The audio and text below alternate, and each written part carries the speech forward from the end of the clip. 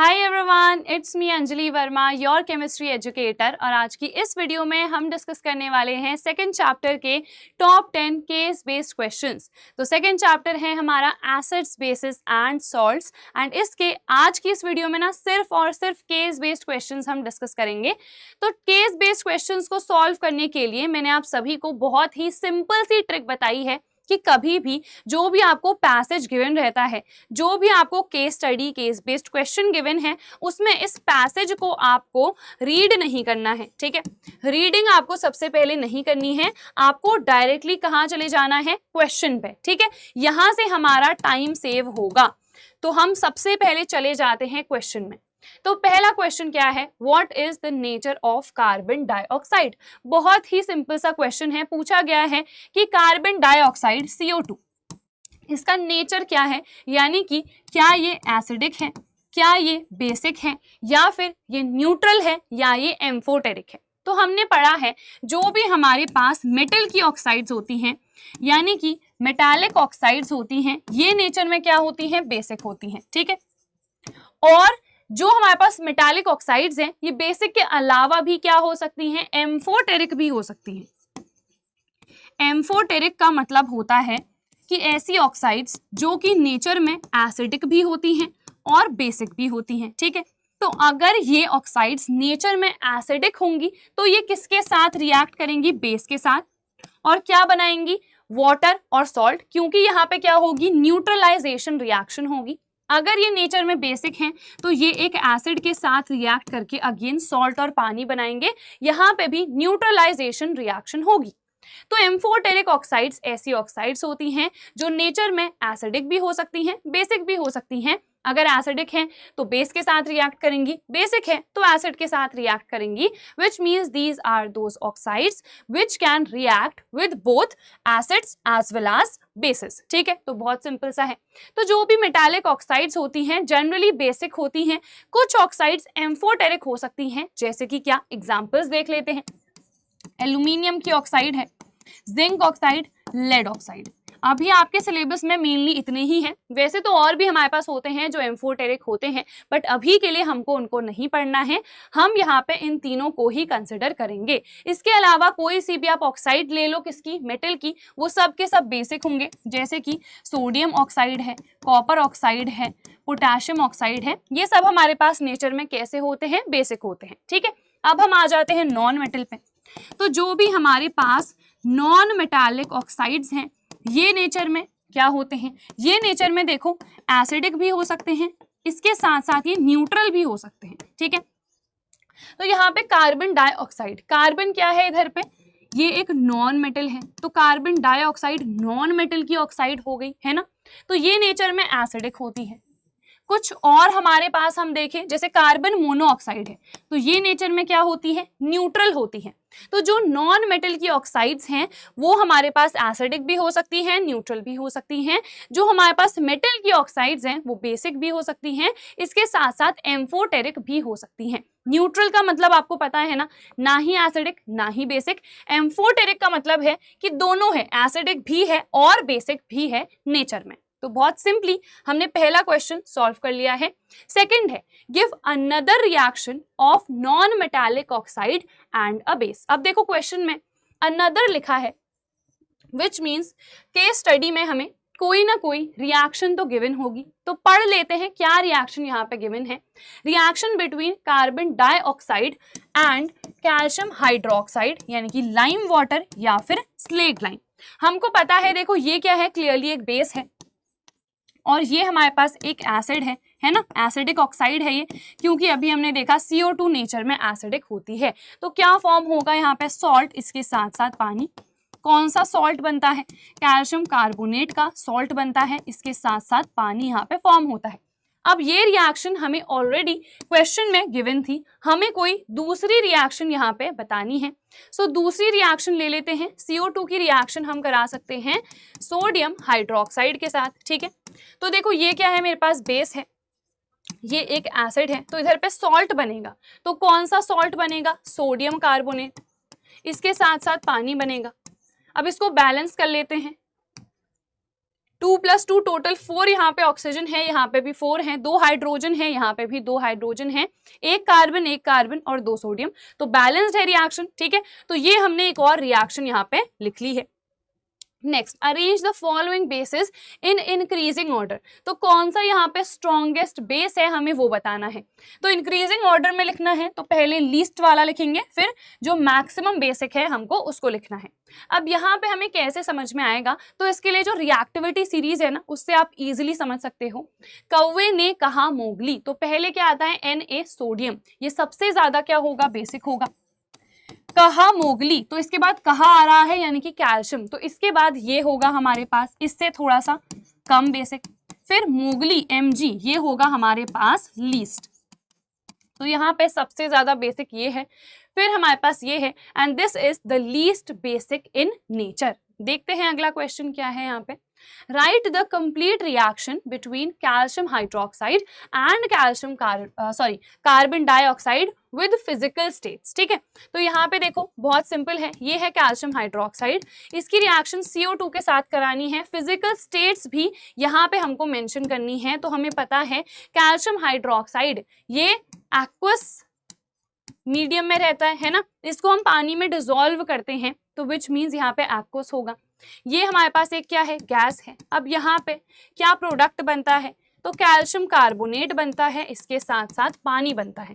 अब calcium carbonate इसका white colour का PPT बनता है, it turns lime water milky which turns CO2। ठीक है, CO2 टर्न करता है लाइम वाटर को मिल्की, और वो मिल्की अपीयरेंस इसकी वजह से आती है बिकॉज यहाँ पे इसका व्हाइट कलर का PPT बनता है। PPT इनसॉल्युबल होता है विच मीन्स वो नेचर में सॉलिड होता है, तो यहाँ पे S लिख दो। और पानी लिक्विड स्टेट में एग्जिस्ट करता है, तो यहाँ पे हमने L लिख दिया है।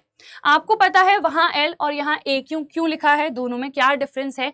L आता है उसके लिए जो खुद में एक लिक्विड है, AQ तब आता है जब आपने किसी चीज को पानी में डिसॉल्व कर रखा है। ठीक है, तो यहाँ पे हमने बिकॉज डिसॉल्व करा हुआ है उसको पानी में, तो हमने AQ लिखा है, जबकि जो पानी है वो लिक्विड स्टेट में ही एग्जिस्ट करता है, तो यहाँ पे हमने L लिखा है। ठीक है, तो यहाँ पे हमने फिजिकल स्टेट्स को मेंशन कर दिया है, रिएक्शन भी लिख दी है। एक क्वेश्चन और मैं बता देती हूँ जो पूछा जाता है कि फिजिकल स्टेट्स को मेंशन करना जरूरी क्यों होता है, to make any equation more informative. ठीक है, किसी भी इक्वेशन को ज्यादा इंफॉर्मेटिव बनाने के लिए हम वहां पे फिजिकल स्टेट्स मेंशन करते हैं। हमें वहां से पता चलता है कि एक्चुअल में जो भी रिएक्शन करा रहे हैं उसमें रिएक्टेंट्स और प्रोडक्ट्स की फिजिकल स्टेट क्या होगी। जैसे कि अगर हम बात करें H2O की, तो ये हमारे पास तीनों ही स्टेट में एग्जिस्ट कर सकता है ना। हमको पता है सॉलिड आइस के फॉर्म में एग्जिस्ट करेगा, लिक्विड पानी के फॉर्म में एग्जिस्ट करेगा, है ना, और गैस यानी कि ये वेपर स्टीम के फॉर्म में एग्जिस्ट करेगा। अब तीनों का ही फॉर्मूला क्या होता है, H2O ही। अगर हमने वहां पे स्टेट मेंशन ही नहीं करी है तो हमने सोचा जैसे आयरन है, इसकी रिएक्शन H2O के साथ होती है, यहाँ पे मैंने G नहीं लिखा और मैं यहाँ पे पानी के साथ करा रही हूँ रिएक्शन, क्या ये रिएक्शन होगी? बिल्कुल नहीं होगी, क्योंकि हमको पता है आयरन स्टीम के साथ ही रिएक्ट करता है। तो यहाँ पे जब आप इस G को मेंशन करोगे तभी आपको पता चलेगा ना कि हमको स्टीम लेना है, हमको यहाँ पे पानी नहीं लेना है। इसीलिए to make any equation more informative हम क्या करते हैं, फिजिकल स्टेट्स को मेंशन कर देते हैं। ठीक है, चलो अब देख लेते हैं अगला question. What is the nature of non-metallic oxide? अभी हमने देखा नेचर क्या होता है, एसिडिक होता है। ठीक है, कुछ हमारे पास नॉन मेटल की ऑक्साइड्स ऐसी भी होती हैं जो कि न्यूट्रल हो सकती हैं, तो आप मेंशन कर सकते हो मेनली एसिडिक होती हैं। कुछ हमारे पास नॉन मेटल की ऑक्साइड्स न्यूट्रल भी हो सकती हैं नेचर में। तो पहला क्वेश्चन तो हमने बहुत आसानी से कर लिया है। सेकंड यहाँ पे क्वेश्चन आ चुका है, अगेन पूरा पैराग्राफ गिवन है, इसको छोड़ देते हैं, डायरेक्टली चले जाते हैं क्वेश्चन में। What were the changes that occur in case of acids that is HCl and H2SO4। अब यहाँ के लिए हमको उस पैसेज को रीड करना पड़ेगा जिसको हमने नकार दिया था, हमने रिजेक्ट कर दिया था, वापस से उसके पास आना पड़ रहा है। ठीक है, तो देख लेते हैं। Take solutions of glucose, alcohol, HCl, hydrochloric acid, sulphuric acid, H2SO4 etcetera. उसके बाद क्या कर रहे हैं, and then we are fixing 2 nails on a cork and place the cork in 100 ml beaker. Connect the nails to the 2 terminals of a 6 volt battery. तो कुछ इस तरीके से एक बीकर ले लेना है, ठीक है, एक कॉर्क लिया है, उसमें 2 आयरन नेल्स को फिक्स कर रखा है, फिर यहाँ पे पूरा सेटअप करना है, बैटरी से कनेक्ट वगैरह करना है, XYZ चीजें, ठीक है, फिर यहाँ पे एक बल्ब लगा लेना है। इस तरीके से हम यहाँ पे कनेक्शन बैठा रहे हैं। फिर देखो through a bulb and a switch, तो यहाँ पे बल्ब लगा दिया, एक स्विच भी लगा दो, ठीक है, इस तरीके से ये बल्ब आएगा, फिर यहाँ पे स्विच, ये दिल नहीं है, ठीक है, ये बल्ब है। उसके बाद as the shown in this figure, ये यहाँ पे कोई फिगर तो बना नहीं है, कोई बात नहीं, एग्जाम में बना होगा, ठीक है, यहाँ पे इतना प्यारा सा डायग्राम तो मैंने तुम लोग के लिए बना ही दिया है, तो इसी से समझ जाओ। वैसे ही आपको NCERT में भी मिल जाएगा, ये पूरी आपके पास एक्टिविटी है, और एक्टिविटी मैंने 1 शॉट में आपको सारी करा दी है, तो आप लाइव सेशन देख सकते हो, एक बार लाइव वाले सेशन पे चले जाना या फिर सर्च कर लेना all NCERT activities in 1 shot bye Anjali ma'am, आपको वीडियो मिल जाएगी। तो सारी एक्टिविटीज बहुत इंपॉर्टेंट है, तो उनको प्रैक्टिस कर लेना, ये वही एक्टिविटी है, ठीक है। चलो आगे देखते हैं। Now pour some dilute HCl in the beaker and switch on the current. Repeat with dilute sulfuric acid. What do you observe? Repeat the experiment separately with glucose and alcohol solutions. What do you observe now? Does the bulb glow in all the cases? तो बहुत simple है, हमको पता है HCl और H2SO4, इन दोनों के case में बल्ब विल ग्लो। क्यों ग्लो करेगा? क्योंकि ये H+ आयन को रिलीज करते हैं एक्वस मीडियम में, है ना। एक्वस मीडियम में ये H+ आयन को अगर रिलीज कर रहे हैं तो आयंस की वजह से ही इलेक्ट्रिसिटी का कंडक्शन होता है। अगर इलेक्ट्रिसिटी का कंडक्शन होगा उसी केस में जो बल्ब है वो ग्लो करेगा, ठीक है। तो यहाँ पे रीजन क्या है, यहाँ पे लिखोगे क्या आप, व्हाट वर द चेंजेस। तो यहाँ पे चेंज ये अगर करा कि जो बल्ब है वो ग्लो कर गया because of the electricity conduction due to the formation of ions, ठीक है, बहुत सिंपल सा था। Next, Why do glucose and alcohol do not conduct electricity? Glucose क्या होता है, C6H12O6, और यहाँ पे इसको सही से लिख देना, ठीक है। अल्कोहल, यहाँ पे मैं एथेनॉल ले लेती हूँ, इथाइल अल्कोहल, C2H5OH। यहाँ पे देखो दोनों में ही हाइड्रोजन प्रेजेंट है, बट यहाँ पे आयन फॉर्मेशन नहीं होता है। आयन फॉर्मेशन अगर नहीं होगा तो कोई भी इलेक्ट्रिसिटी कंडक्शन नहीं होगा। इलेक्ट्रिसिटी कंडक्शन नहीं होगा तो बल्ब ग्लो नहीं करेगा।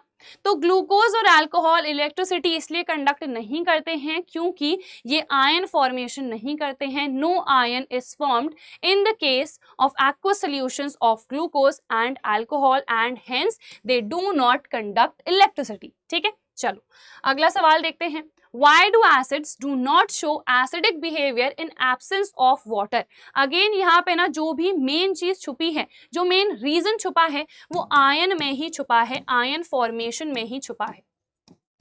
कोई भी एसिड है जैसे इवन HCl है, अगर मैं हाइड्रोजन क्लोराइड गैस को लूंगी, ठीक है, तो यहाँ पे एक्वस मीडियम नहीं है, यहाँ पे पानी प्रेजेंट नहीं है, तो ये H+ आयन को रिलीज नहीं करेगा, ठीक है। अगर H+ आयन रिलीज नहीं होगा, क्या ये अपना एसिडिक बिहेवियर दिखाएगा? नहीं दिखाएगा। तो यहाँ पे भी वही रीजन है, acids do not show acidic behaviour in absence of water because in the absence of water they do not release H+ ion, ठीक है। जैसे ही एक्वस मीडियम हम लेंगे यानी कि उनको हम पानी में डिसॉल्व कर देंगे तो यहाँ पे वाटर आ चुका है, और जैसे ही किसी भी चीज को हम पानी में डिसॉल्व करते हैं तो वो अपने आयंस में क्या हो जाती है, डिसोशिएट। तो H+ आयन रिलीज हो जाता है, और जैसे ही H+ आयन रिलीज होगा तो एसिडिक कैरेक्टर, एसिडिक बिहेवियर भी हमको देखने को मिलेगा, ठीक है।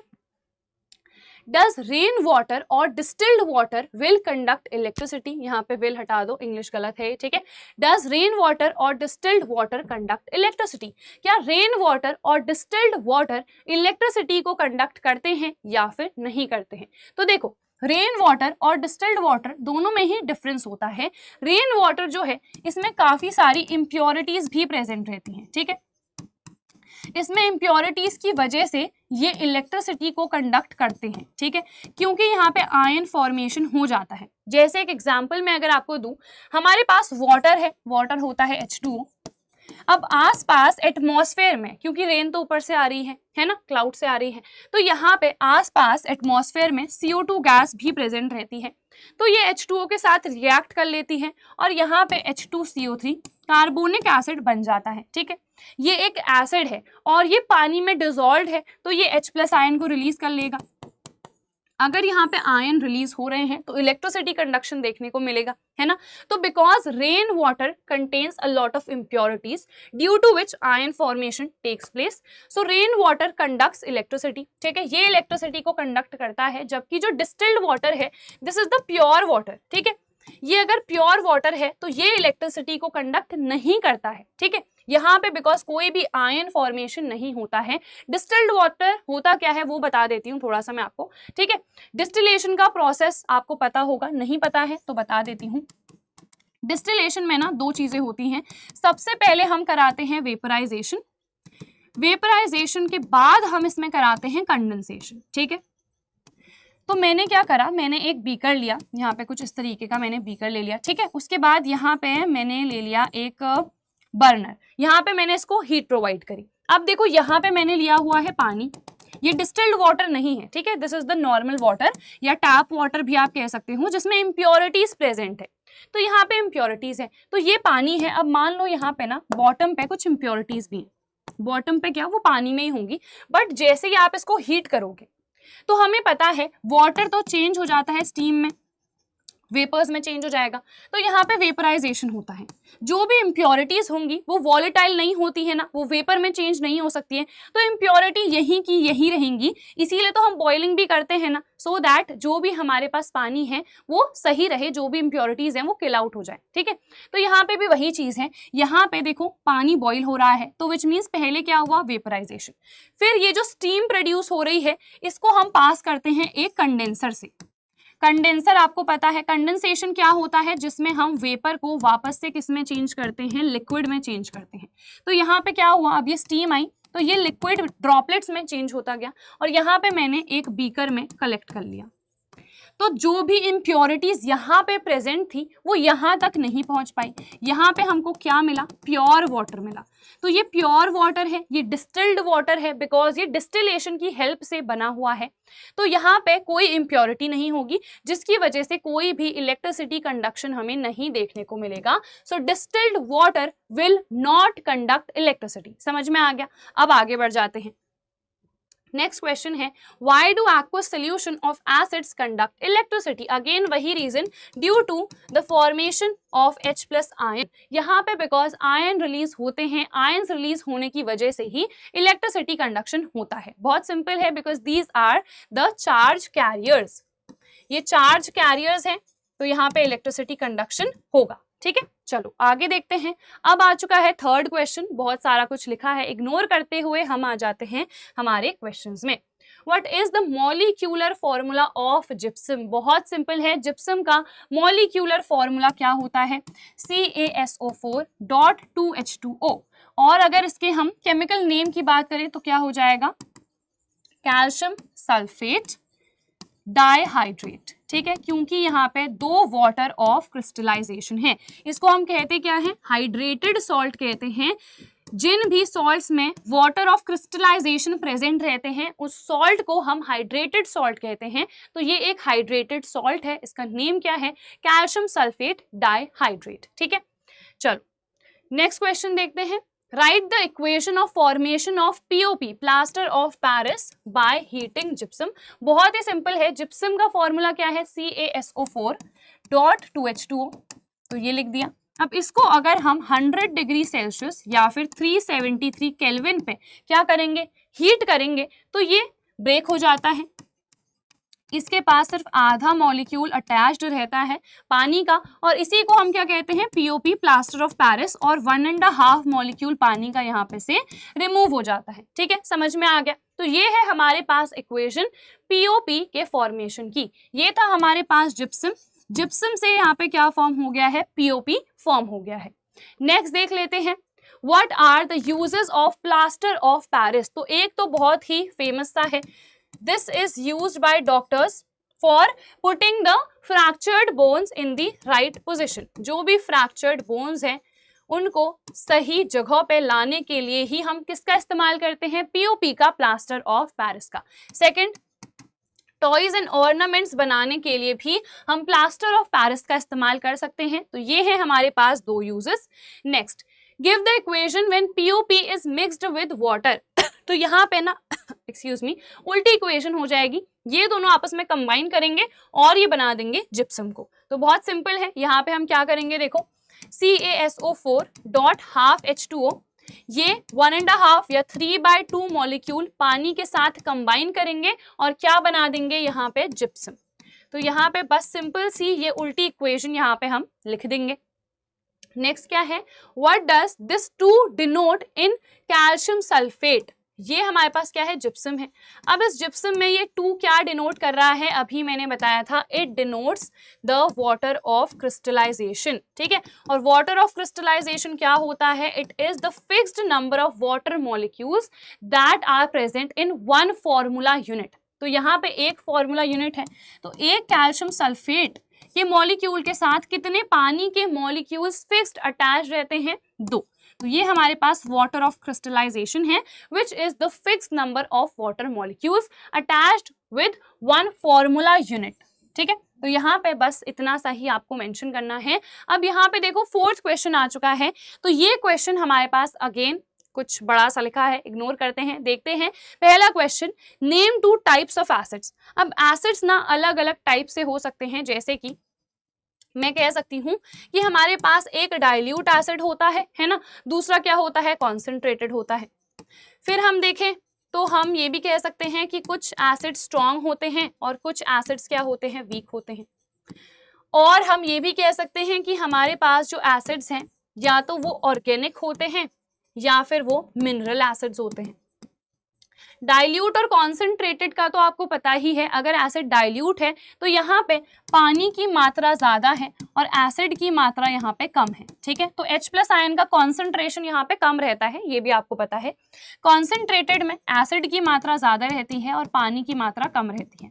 फिर स्ट्रॉन्ग और वीक की बात करें तो यहाँ पे कंप्लीट डिसोसिएशन होता है, यहाँ पे इनकम्प्लीट डिसोसिएशन होता है, या फिर हम कहें पार्शियल डिसोसिएशन होता है। अब ऑर्गेनिक और मिनरल की बात करें तो ऑर्गेनिक यानी कि जो प्लांट्स एंड एनिमल्स से हम ऑब्टेन करते हैं, ये जनरली हमारे पास वीक एसिड्स रहते हैं, ठीक है। मिनरल एसिड की अगर बात करें तो ये हमारे पास हम रॉक्स या फिर मिनरल से ऑब्टेन करते हैं और ये जनरली हमारे पास स्ट्रॉन्ग एसिड्स रहते हैं, ठीक है।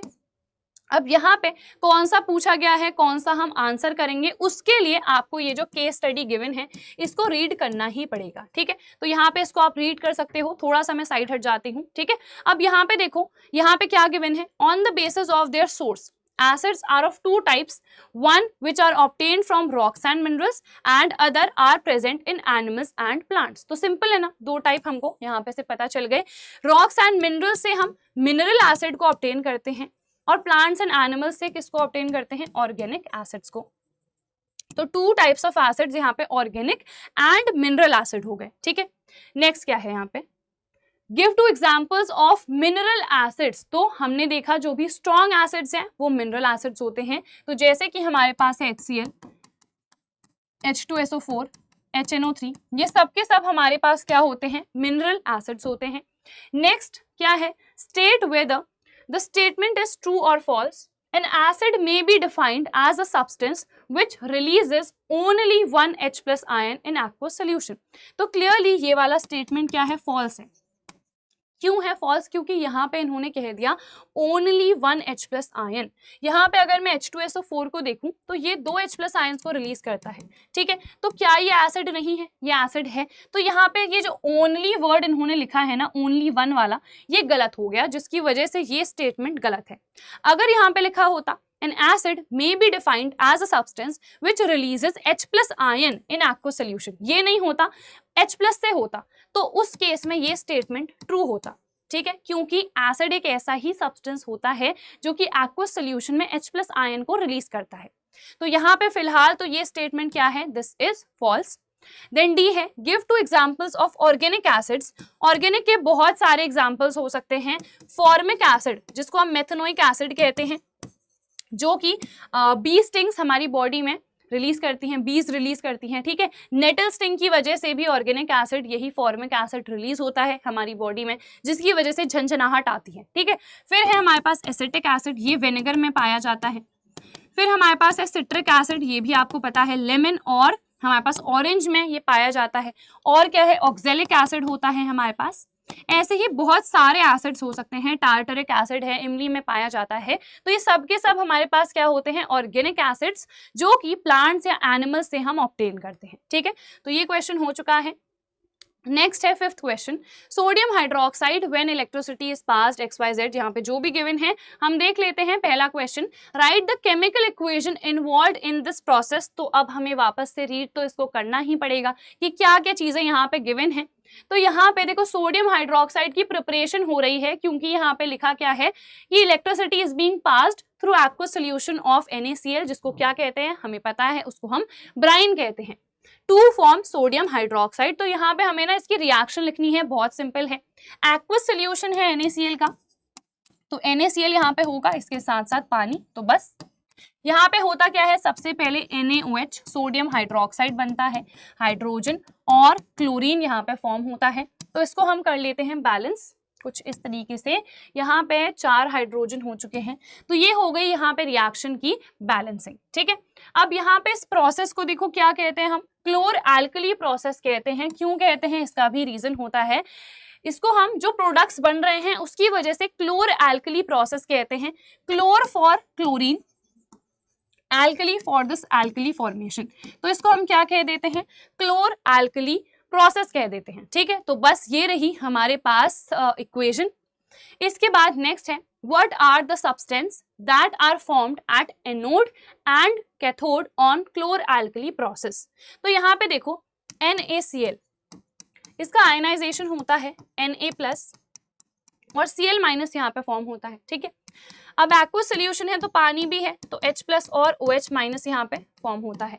ये दो क्या है, कैटायंस है, ये दो क्या है, एनायंस है। मैंने क्लियरली आपको पढ़ा रखा है कि हमारे पास जो कैटायंस हैं वो कैथोड पे जाते हैं। ठीक है, तो यहाँ पे इन दोनों में से कौन सा कैटायन आता है, ये H+ वाला आता है। ठीक है, तो ये एक इलेक्ट्रॉन को एक्सेप्ट करता है, हाइड्रोजन एटम में चेंज होता है। Hydrogen atom as such exist नहीं करता है, मॉलिक्यूल के फॉर्म में ही एग्जिस्ट करता है, तो हमें कैथोड पे हाइड्रोजन गैस मिल जाती है। ठीक है, फिर हम बात करें अगर एनोड की, तो एनोड पे एनायन आता है। इन दोनों में से कौन सा जाता है, सो Cl- वाला। तो ये एक इलेक्ट्रॉन को निकालता है, क्लोरीन एटम में चेंज हो जाता है, अगेन क्लोरीन गैस के फॉर्म में एग्जिस्ट करता है, सो यहाँ पे क्लोरीन गैस हमको मिलती है। ठीक है, और कैथोड पे ही हमें क्या मिलता है, Na+ और OH-, ये दोनों आपस में कंबाइन करके हमको NaOH देते हैं। तो कैथोड पे हमको हाइड्रोजन गैस भी मिलती है और सोडियम हाइड्रोक्साइड भी मिलता है, और एनोड पे हमको सिर्फ क्लोरीन गैस मिलती है। तो यहाँ पे आंसर क्या हो जाएगा, कैथोड पे हमको ये दोनों मिल रहे हैं और एनोड पे हमको क्या मिल रही है, सिर्फ क्लोरीन गैस। ठीक है, What are the uses of chlorine. तो यहाँ पे यूजेस भी इंपॉर्टेंट है, तीनों के ही यहाँ पे जो 3 प्रोडक्ट्स बन रहे हैं, एक तो ये है, दूसरा ये और तीसरा ये, तीनों के ही यूजेस काफी इंपॉर्टेंट हैं। ये NCERT में यूजेस गिवन है, तो आप वहां से पढ़ लेना। ठीक है, तो यहाँ पे क्लोरीन के क्या क्या यूजेस हैं, एक तो देखो ये डिसइंफेक्टेंट के फॉर्म में इस्तेमाल किया जाता है, पानी को जितने भी उसमें बैक्टीरियाज वगैरह हैं, जो भी इन्फेक्टेंट्स हैं, उससे रिमूव करने के लिए। ठीक है, सो डिसइंफेक्टेंट के फॉर्म में हम इसका इस्तेमाल करते हैं, डिसइंफेक्टेंट। ठीक है, सही स्पेलिंग लिखी है। और दूसरा यहाँ पे ब्लीचिंग पाउडर की फॉर्मेशन में इसका हम इस्तेमाल करते हैं। आपको पता है कैल्शियम हाइड्रोक्साइड की रिएक्शन इसके साथ होती है, तब जाके ब्लीचिंग पाउडर प्रिपेयर होता है, और भी इसके बहुत सारे यूजेस हो सकते हैं। Next, where does the sodium hydroxide solution is formed. ये इंग्लिश थोड़ी सी पता नहीं क्या लिख रखी है, बट कोई बात नहीं, तुम समझ रहे हो ना। बस ये पूछा गया है सोडियम हाइड्रोक्साइड का जो सोल्यूशन है वो कहाँ पे बनता है। तो सोडियम हाइड्रोक्साइड का सोल्यूशन अभी हमने देखा, ये हमें कैथोड पे ऑब्टेन होता है। ठीक है, next, what are the uses of sodium hydroxide, यानी कि NaOH के यूजेस क्या क्या होते हैं। तो एक तो देखो इसका मेनली हम यूज करते हैं सोप्स एंड डिटर्जेंट्स को प्रिपेयर करने में। ठीक है, इसके अलावा मेटल की क्लीनिंग में भी हम सोडियम हाइड्रोक्साइड का इस्तेमाल कर लेते हैं। इसके अलावा भी इसके बहुत सारे यूजेस होते हैं, एक रिएजेंट के फॉर्म में हम लैब में भी इसका इस्तेमाल करते हैं। नेक्स्ट आ चुका है 6th क्वेश्चन। अब यहाँ पे भी बहुत सारी चीजें गिवन है, इसको इग्नोर करते हैं, क्वेश्चन पे आ जाते हैं। क्या है question, what happens when a solution of an acid is mixed with a solution of a base in a test tube. Temperature of the solution decreases, temperature of the solution increases, temperature of the solution remains the same, salt formation takes place। तो देखो हमें पता है अगर एक acid में मैं base मिला दूंगी तो यहाँ पे सॉल्ट और पानी बनता है, ठीक है। तो विच मीन्स ये वाला स्टेटमेंट फोर्थ वाला तो बिल्कुल सही है कि सॉल्ट फॉर्मेशन हो रही है। Also this is an exothermic reaction, तो विच मीन्स यहाँ पे हीट रिलीज होगी, इवॉल्व होगी। सो टेम्परेचर यहाँ पे डिक्रीज करेगा या इंक्रीज, टेम्परेचर यहाँ पे डिक्रीज करेगा। सो सेकंड एंड फोर्थ दोनों ही स्टेटमेंट्स क्या है यहाँ पे सही हैं, तो विच मीन्स यहाँ पे डी को हम चूज कर लेंगे कि डी हमारे पास करेक्ट आंसर होगा। नेक्स्ट है when hydrogen chloride gas is prepared on a humid day, the gas is usually passed through the guard tube containing calcium chloride. The role of calcium chloride taken in the guard tube is 2. So जो हमारे पास calcium chloride है ये एक बहुत अच्छा drying agent होता है, ठीक है। अच्छा ड्राइंग एजेंट है। ड्राइंग एजेंट क्या करते हैं, ड्राई करते हैं, किसी भी चीज को सुखाते हैं, यानी कि आसपास जो भी मॉइस्चर प्रेजेंट रहेगा, पानी प्रेजेंट रहेगा, उसको ये एब्जॉर्ब करने का काम करता है, ठीक है। तो यहाँ पे देखो लिखा भी हुआ है कि ह्यूमिड डे अगर है तो हम जो भी HCl गैस प्रिपेयर होती है उसको कैल्शियम क्लोराइड के थ्रू पास करते हैं। क्यों करते हैं, सो दैट जो भी ह्यूमिडिटी है, जो भी आसपास मॉइस्चर है, उसको ये एब्जॉर्ब कर सके। तो absorb the evolved gas, gas को ये एब्जॉर्ब नहीं करता है। मॉइस्चर इन द गैस, बिल्कुल नहीं। Absorb moisture from the gas, yes ये बिल्कुल सही है। तो यहाँ पे सी हो जाएगा हमारे पास करेक्ट। अब देखते हैं नेक्स्ट इसमें क्या क्वेश्चन है। Which one of the following salts does not contain water of crystallization? Blue vitriol, ये क्या होता है हमारे पास CuSO4.5H2O। तो ये है कॉपर सल्फेट पेंटाहाइड्रेट, इसमें वाटर ऑफ क्रिस्टलाइजेशन है, तो ये आंसर नहीं होगा। बेकिंग सोडा क्या होता है, सोडियम हाइड्रोजन कार्बोनेट, क्या इसमें वाटर ऑफ क्रिस्टलाइजेशन प्रेजेंट है, बिल्कुल नहीं, तो बी हो जाएगा करेक्ट आंसर। वॉशिंग सोडा क्या होता है, सोडियम कार्बोनेट डेकाहाइड्रेट, तो यहाँ पे भी वाटर ऑफ क्रिस्टलाइजेशन है, ये भी हमारा आंसर नहीं है। और जिप्सम आपको पता है, अभी देखा कैल्शियम सल्फेट डाइहाइड्रेट, तो यहाँ पे भी वाटर ऑफ क्रिस्टलाइजेशन प्रेजेंट रहता है, ये भी आंसर नहीं है। यहाँ पे बी हो जाएगा हमारा करेक्ट आंसर। नेक्स्ट है what is formed when zinc reacts with sodium hydroxide. तो ये है चार ऑप्शंस, यहाँ पे रिएक्शन करके देख लेते हैं क्या बनता है। तो जिंक है, इसके साथ साथ NaOH है, इन दोनों की रिएक्शन होती है, तो यहाँ पे Na2ZNO2 सोडियम जिंकेट बनता है और हाइड्रोजन गैस रिलीज होती है। तो प्रोडक्ट्स क्या होंगे, hydrogen gas and sodium zincate. तो यहाँ पे जिंक हाइड्रोक्साइड नहीं बनता है, सोडियम जिंकेट एंड हाइड्रोजन तो बिल्कुल सही है, तो बी हो जाएगा correct answer. Sodium zinc oxide नहीं बनता है, तो ये भी गलत है। सोडियम जिंकेट एंड वाटर, यहाँ पे वाटर नहीं बनता है, यहाँ पे सिर्फ हाइड्रोजन गैस बनती है, तो ये भी गलत हो गया। तो यहाँ पे B is the correct answer. Next है sodium carbonate is a basic salt because it is a salt of. देखो हमारे पास ना न्यूट्रल, एसिडिक और बेसिक तीन तरीके से सॉल्ट्स हो सकते हैं। तो अगर हमारे पास न्यूट्रल सॉल्ट है तो वो स्ट्रॉन्ग एसिड और स्ट्रॉन्ग बेस से मिलके बना होगा, या तो वीक एसिड और वीक बेस से मिलके बना होगा। फिर आते हैं एसिडिक सॉल्ट्स, नाम में ही अगर एसिडिक है तो एसिड क्या होगा यहाँ पे स्ट्रॉन्ग, और जो बेस है वो क्या होगा, वीक होगा। अगर मैं बात करूं बेसिक सॉल्ट की तो अगेन यहाँ पे बेस क्या होगा, स्ट्रॉन्ग, और एसिड क्या होगा यहाँ पे, वीक होगा। तो यहाँ पे अगर बेसिक सॉल्ट लिखा है तो विच मीन्स यहाँ पे हमारे पास बेस स्ट्रॉन्ग होना चाहिए और एसिड क्या होना चाहिए, वीक। तो यहाँ पे तो दोनों ही स्ट्रॉन्ग लिखे हैं, तो ये गलत है। इन दोनों से एक न्यूट्रल सॉल्ट बनता है, ठीक है। Weak acid and weak base दोनों वीक हैं, तो अगेन यहाँ पे न्यूट्रल बनना चाहिए सॉल्ट।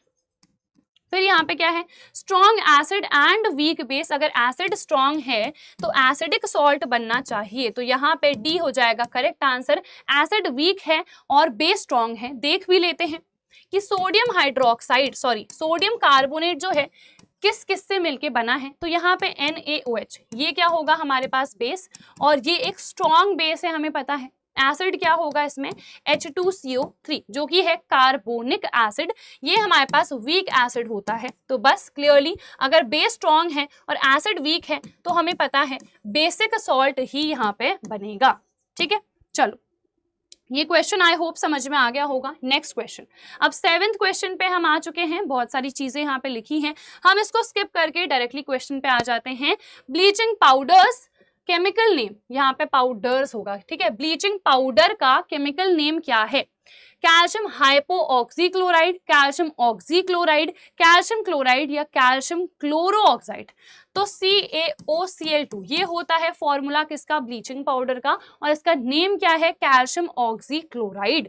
तो यहाँ पे B will be the correct answer. ठीक है, जो केमिकल नेम है आपको वो भी पता होने चाहिए और जो केमिकल फॉर्मूलाज हैं वो भी आपको पता होने चाहिए। इनकी प्रिपरेशन भी आपको देखनी है कि प्रिपेयर ये कैसे होते हैं, और इनके यूजेस भी आपको देखने हैं। जैसे इसके अगर आपसे यूज पूछ लिए जाए तो आपको पता होना चाहिए ये एक ऑक्सीडाइजिंग एजेंट के फॉर्म में इस्तेमाल किया जाता है। ऑल्सो एज अ डिसइंफेक्टेंट भी हम इसको इस्तेमाल करते हैं फॉर स्टेरिलाइजिंग वाटर। ठीक है, और प्रिपरेशन की बात करें सो कैल्शियम हाइड्रोक्साइड जो है हमारे पास, इसकी रिएक्शन क्लोरीन के साथ होती है, सो कैल्शियम ऑक्सीक्लोराइड बनता है और यहाँ पे पानी बनता है। सो ये जितनी भी प्रिपरेशन मेथड्स हैं हमारे पास, यूजेस हैं, ये सब के सब आपको ध्यान में रखने हैं। फिर the ratio of the water molecule in plaster of Paris and gypsum is. देखो सबसे पहले पीओपी पूछा गया है, फिर हमारे पास जिप्सम पूछा गया है। तो वाटर मॉलिक्यूल्स का रेशियो कितना है, तो पीओपी में आधा होता है मॉलिक्यूल और जिप्सम में कितना होता है, 2। तो लिख देते हैं। अब रेशियो आपको पता है कैसे निकालते हैं, यहाँ पे 2 है ना, तो यहाँ पे एलसीएम ले लो, 2 और 1 का 2 ही आएगा, तो 2 से मल्टीप्लाई कर दो, 2 इंटू हाफ रेशियो 2 इंटू 2, तो 1 रेशियो कितना आ गया, ये 4। तो यहाँ पे करेक्ट क्या हो जाएगा, C, 1:4 will be the correct answer for this question. Baking powder क्या होता है, sodium carbonate plus sodium tartaric या sodium bicarbonate plus sodium tartaric, sodium bicarbonate plus tartaric acid, sodium carbonate plus sodium benzoate. तो baking powder में आपको पता है हम बेकिंग सोडा लेते हैं, इसके साथ साथ एक माइल्ड सा एसिड लेते हैं जैसे कि हम टार्टरिक एसिड ले सकते हैं। ठीक है, तो यहाँ पे बेकिंग सोडा क्या होता है, सोडियम हाइड्रोजन कार्बोनेट। तो कहाँ पे लिखा है, इसी को हम सोडियम बाइकार्बोनेट भी कहते हैं। तो यहाँ पे clearly see will be the correct answer, sodium bicarbonate, और इसके साथ साथ क्या है, प्लस टार्टरिक एसिड है। तो यहाँ पे सी हो जाएगा हमारा correct answer. Next, washing soda is prepared by Solvay process, Hessen Clever process, Castner Kellner process या नन। तो वैसे ही आपके सिलेबस में है नहीं तो ये पूछा नहीं जाएगा, सो डोंट वरी। ठीक है, थोड़ा आउट ऑफ सिलेबस हो गया है क्योंकि ये क्लास 10th की एनसीईआरटी में नहीं गिवन है। तो इसका आंसर होता क्या है, वॉशिंग सोडा को हम सॉल्वे प्रोसेस से प्रिपेयर करते हैं, तो यहाँ पे आंसर हो जाएगा ए। नेक्स्ट है the compound formed when POP combines with water. आपको पता है अभी हमने रिएक्शन भी लिखी थी, अगर POP plaster of Paris water के साथ कंबाइन करता है, सो 3.5 मॉलिक्यूल पानी के साथ कंबाइन करके ये जिप्सम बनाता है, तो यहाँ पे करेक्ट आंसर क्या हो जाएगा, सी, जिप्सम। ठीक है, बहुत सिंपल सा क्वेश्चन था। अब हम आ जाते हैं 8th केस बेस्ड क्वेश्चन में। अगेन यहाँ पे पीएच से रिलेटेड कुछ तो गिवन है, हम आ जाएंगे क्वेश्चंस पे। Which of the following statement is correct regarding pH scale? It is the negative logarithm of H plus ion concentration of a given solution. It is the positive logarithm. It is a 14-point scale. pH is an example of an extrinsic property. देखो हमसे correct पूछा गया है, तो यहाँ पे हमें पता है pH क्या होता है, H plus ion के इनवर्सली प्रोपोर्शनल होता है ना। क्यों, बिकॉज हमें पता है पीएच स्केल की अगर मैं बात करूं तो यहाँ पे 0 से 14 ये 14 पॉइंट स्केल होता है, तो यहाँ पे थर्ड वाला तो देखो करेक्ट है। अब यहाँ पे जिसका भी पीएच कम होता है उसका एसिडिक कैरेक्टर सबसे ज्यादा होता है, और यहाँ पे H प्लस आयन का कॉन्सेंट्रेशन भी मैक्सिमम होता है। जैसे जैसे पीएच बढ़ता है तो H प्लस का कॉन्सेंट्रेशन घटता जाता है और OH माइनस का कॉन्सेंट्रेशन इंक्रीज होता जाता है। सो यहाँ पे H प्लस आयन या फिर हम कहें एसिडिक कैरेक्टर के पीएच क्या होता है, इनवर्सली प्रोपोर्शनल। सो जो पीएच है that is the negative logarithm of H plus ion का कॉन्सेंट्रेशन। ठीक है, क्योंकि यहाँ पे जब हम इसको ऊपर लेते हैं पावर में तो माइनस आ जाता है, आपको पता है। सो यहाँ पे नेगेटिव लोगैरिथम होता है। ठीक है, तो फर्स्ट और थर्ड ये दोनों क्या है यहाँ पे करेक्ट है, तो देख लेते हैं यहाँ पे फर्स्ट एंड थर्ड। ठीक है, ए में लिखा है, so A will be the correct answer over here. ये एक्सट्रिंसिक प्रॉपर्टी यहाँ पे नहीं होती है, it is an intrinsic property. ठीक है, तो चलो हमारे पास फर्स्ट क्वेश्चन हो चुका है। What is the neutral value of pH scale? तो यहाँ पे हमें पता है 0 से 14 तक हमारे पास पीएच स्केल होता है, 7 आती है इसकी न्यूट्रल वैल्यू, 0 से 7 तक हमारे पास सोल्यूशन होता है एसिडिक और 7 से 14 तक सोल्यूशन हमारे पास होता है बेसिक। ठीक है, तो यहाँ पे इक्वल टू 7 बी हो जाएगा हमारा करेक्ट आंसर। नेक्स्ट है, in which of the following field pH scale is important for measurements, medicine, forestry, food science या all of the above. Obviously हम हर किसी एक इंडस्ट्री में पीएच का इस्तेमाल कर सकते हैं, चाहे वो मेडिकल फील्ड में हो, जैसे हमें एसिडिटी हो रही है तो हम कितना पीएच का कोई भी सोल्यूशन पिए, है ना, तो उसमें हम इसका इस्तेमाल करते ही हैं। फिर हम आ जाते हैं फॉरेस्ट्री, यहाँ पे भी हम इस्तेमाल करते हैं। फूड साइंस ऑब्वियसली यहाँ पे तो इस्तेमाल होगा ही कि हम क्या चीज़ें खा रहे हैं, क्या वो ज़्यादा एसिडिक हैं, क्या वो ज़्यादा बेसिक हैं, तो इसीलिए सब में हम इस्तेमाल करते हैं। डी हो जाएगा correct answer. What is the pH value of very strong acid solution? Less than 7, less than 5, less than 10 या less than 2? देखो क्या लिखा है, very strong acid, तो जिसका जितना कम pH होगा उतना ज्यादा strong acid वो होगा, तो least pH यहाँ पे मुझे 2 दिख रहा है, तो D हो जाएगा यहाँ पे करेक्ट आंसर। 2 से कम अगर pH है तो वो सोल्यूशन बहुत ही ज्यादा strong acid होगा। Why we measure the pH of sea water? It helps in corrosion research, it helps in agricultural activity, it helps in fermentation, it helps in sterilization।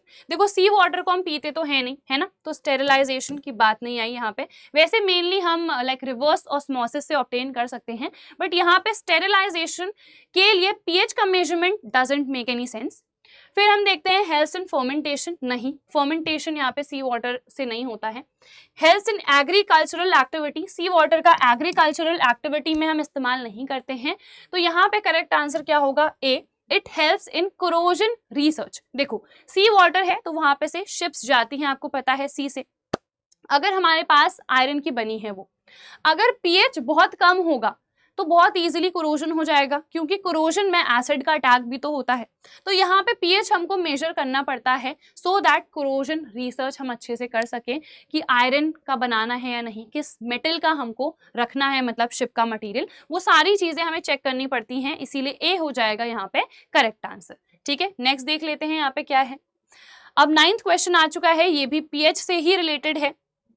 Question देखते हैं, when black copper oxide placed is placed in a beaker is treated with dilute HCl its colour changes to. ये पता नहीं कौन सी English लिखी हुई है questions वालों ने।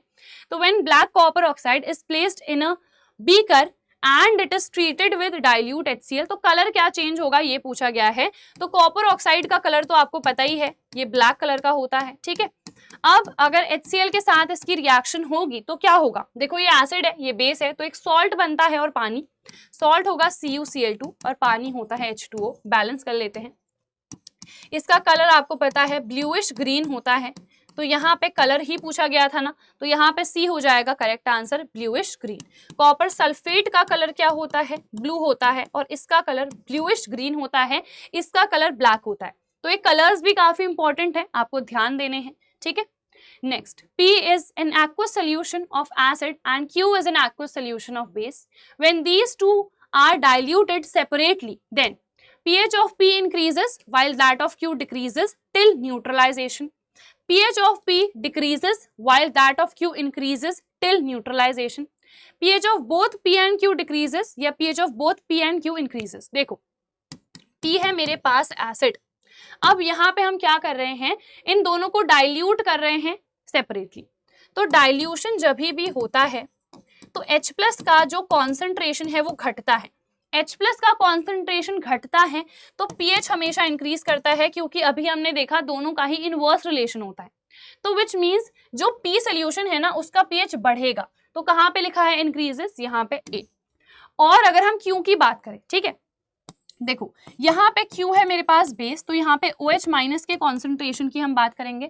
अगर मैं इसको डाइल्यूट करूंगी तो OH- का कॉन्सेंट्रेशन घटेगा, और OH- का कॉन्सेंट्रेशन और जो pH है वो डायरेक्टली प्रोपोर्शनल होते हैं। तो अगर OH- घटेगा तो pH भी हमारे पास घटेगा। ठीक है, तो यहाँ पे Q का जो हमारे पास pH है दैट विल डिक्रीज। ठीक है, तो यहाँ पे करेक्ट आंसर A होगा। P का जो pH है वो डिक्रीज नहीं करेगा, तो ये वाला चूज नहीं करेंगे। और यहाँ पे एक के केस में इंक्रीज हो रहा है, दूसरे के केस में डिक्रीज हो रहा है, सो ये दोनों ऑप्शन कोई भी सेंस नहीं बना रहे हैं, तो यहाँ पे ए हो जाएगा हमारे पास करेक्ट आंसर। ठीक है, चलो नेक्स्ट देख लेते हैं, which of the following acids is present in bee sting. तो बी स्टिंग या फिर हमारे पास इसके अलावा भी अभी हमने देखा था नेटल स्टिंग, इन सब में हमने पढ़ा था कौन सा एसिड होता है, फॉर्मिक एसिड, या फिर इसको हम कह सकते हैं मेथेनोइक एसिड। ठीक है, अगर हम बात करें एसिटिक एसिड की तो हमको पता है ये विनेगर में पाया जाता है, सिट्रिक एसिड ये लेमन, या फिर हमारे पास क्या होता है ऑरेंजेस, तो इनमें पाए जाते हैं। ठीक है, HCl हाइड्रोक्लोरिक एसिड मेनली ये स्ट्रॉन्ग एसिड है, हमारे स्टमक में भी आपको पता है HCl पाया ही जाता है। अब उसके बाद नेक्स्ट क्वेश्चन देख लेते हैं, sting of ant can be cured by rubbing the affected area with soap because. देखो एंट स्टिंग क्या रिलीज करती है, एसिड, अगेन ये कौन सा एसिड है, फॉर्मिक एसिड है ना। अब सोप आपको पता है क्या होता है, बेसिक, तो यहाँ पे क्या हो जाता है न्यूट्रलाइजेशन, न्यूट्रलाइजेशन होगा तो एसिड का जो इफेक्ट था वो कम हो जाएगा, वहां पे न्यूट्रलाइजेशन हो जाएगा तो हमको रिलीफ मिलता है। ऑप्शंस देख लेते हैं, it contains oxalic acid which neutralizes the effect of formic acid. Acid का कभी भी जो इफेक्ट है न्यूट्रलाइज नहीं कर सकता है, तो ये गलत है। It contains aluminium hydroxide which neutralizes the effect of formic acid. It contains sodium hydroxide which neutralizes the effect of formic acid. या फिर D है यहाँ पे none of these। अब हमें पता है कि जो सोप है या डिटर्जेंट है उसमें एल्यूमिनियम हाइड्रोक्साइड नहीं, उसमें NaOH सोडियम हाइड्रोक्साइड पाया जाता है। अभी हमने इसके यूजेस में भी पढ़ा था ना कि सोडियम हाइड्रोक्साइड का हम यूज किस में करते हैं, सोप्स एंड डिटर्जेंट्स को बनाने में। तो यहाँ पे करेक्ट आंसर क्या हो जाएगा, C, it contains sodium hydroxide which neutralizes the effect of formic acid. ठीक है, बहुत सिंपल सा क्वेश्चन था। नेक्स्ट देख लेते हैं, pH of soil X is 7.5 while that of soil Y is 4.5. Which of the two soils should be treated with powdered chalk to adjust its pH? देखो इसका pH तो एडजस्टेड है क्योंकि हमें न्यूट्रल ही चाहिए होता है, pH है ना 7 के अराउंड ही चाहिए होता है, सो दैट वो सॉइल क्या हो, न्यूट्रल हो। अब यहाँ पे 4.5 है यानी कि काफी एसिडिक है, तो इसमें हमको चॉक ऐड करनी पड़ेगी सो दैट इसका पीएच भी न्यूट्रल रेंज में आ जाए, 7 के अराउंड आ जाए। तो यहाँ पे हम किस में ऐड करेंगे, वाई वाले में, तो सिर्फ और सिर्फ बी में हम यहाँ पे ऐड करेंगे, यानी कि वाई में ही हम ऐड कर रहे होंगे, दोनों में ऐड करने की जरूरत नहीं है और ये ऑलरेडी न्यूट्रल है तो यहाँ पे भी ऐड करने की जरूरत नहीं है। ठीक है, लास्ट क्वेश्चन पे आ जाते हैं, अगेन पीओपी से ये रिलेटेड है, तो यहाँ पे देख लेते हैं क्वेश्चंस क्या है। The difference of water molecules in gypsum and plaster of Paris is. देखो जिप्सम में कितने होते हैं यहाँ पे 2 और पीओपी में कितने होते हैं, आधा मॉलिक्यूल होता है, तो डिफरेंस कितना आ जाएगा, देखो 4 - 1 3, सो 3/2, तो यहाँ पे करेक्ट आंसर हो जाएगा डी, क्योंकि यहाँ पे डिफरेंस पूछा गया था। ठीक है, plaster of Paris hardens by giving off CO2, changing into CaCO3, combining with water या giving out water। तो जो प्लास्टर ऑफ पेरिस है ना, जनरली हमसे कहा भी जाता है, हमको ये सजेस्ट करा जाता है कि इसको ना पानी से दूर रखो, क्योंकि ये पानी के साथ कंबाइन करता है 3.5 मॉलिक्यूल पानी के साथ, और ये हार्ड मास में चेंज हो जाता है, और वो हार्ड मास क्या होता है हमें पता है, दैट इज जिप्सम। ठीक है, तो यहाँ पे it hardens by combining with water, तो सी हो जाएगा यहाँ पे करेक्ट आंसर। देन क्या क्वेश्चन है, which of the following statements is incorrect, इनमें से कौन सा स्टेटमेंट गलत है।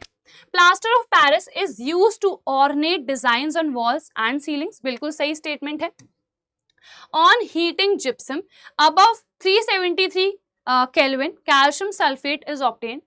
Dead burnt plaster is CaSO4.2H2O.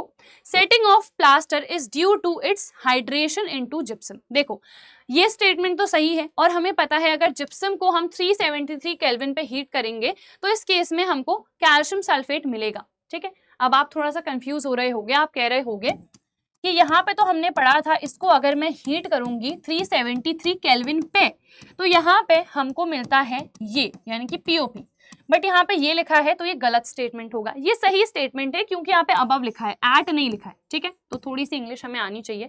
यहाँ पे एट अगर लिखा होता उस केस में ये चीज लिखी होती तो वो गलत होती, बट अगर हम 373 केल्विन से ऊपर पे हीट करते हैं तो हमको कैल्शियम सल्फेट मिल जाता है, तो ये स्टेटमेंट भी सही है। अब सी है dead burned plaster is calcium sulphate dihydrate. ये तो हमारे पास जिप्सम होता है ना, जबकि अगर हम बात करें इसकी डेड बर्न्ड प्लास्टर की तो ये कैल्शियम सल्फेट होता है, ठीक है, क्योंकि इसमें वाटर ऑफ क्रिस्टलाइजेशन प्रेजेंट नहीं होते हैं तो इसको हम डेड बर्न्ड प्लास्टर कहते हैं।